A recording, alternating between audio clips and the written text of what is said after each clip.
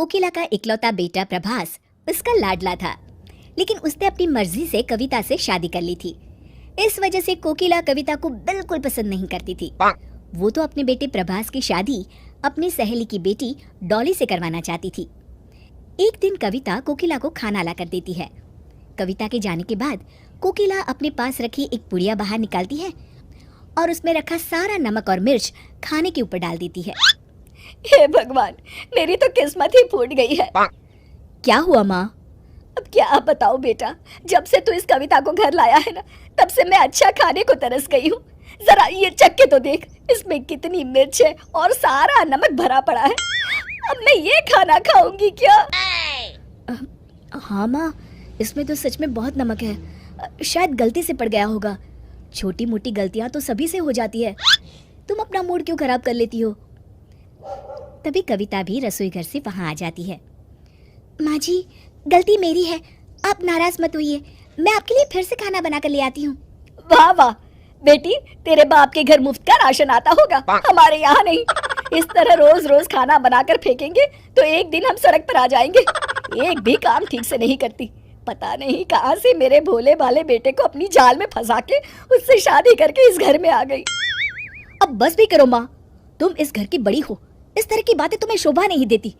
कविता, तुम भी आइंदा ऐसी गलती मत करना। अच्छा, मुझे देर हो रही है, मैं ऑफिस के लिए निकल रहा हूँ। प्रभास वहाँ से चला जाता है और कविता भी रसोई घर में चली जाती है। तू चाहे कुछ भी कर ले बेटा, मैं इस डायन को घर से निकाल कर रहूंगी और डोली को अपनी बहू बनाकर ले आऊंगी।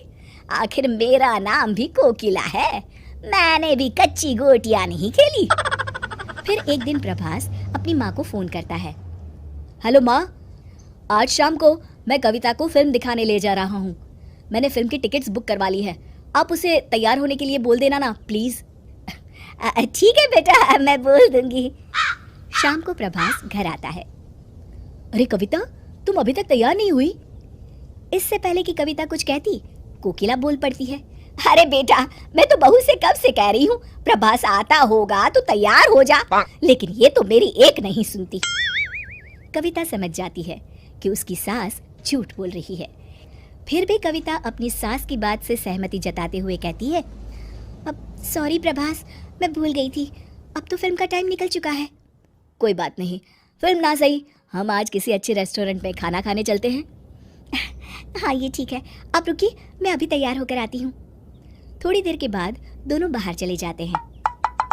पता नहीं इस चुड़ैल ने मेरे बेटे पर कौन सा जादू मंतर करके रखा है। मेरा बेटा तो बस हर वक्त इसके पीछे दुम हिलाते घूमता रहता है।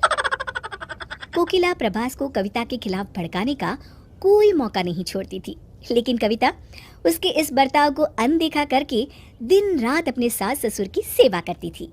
कुछ दिनों के बाद डॉली वहाँ आती है।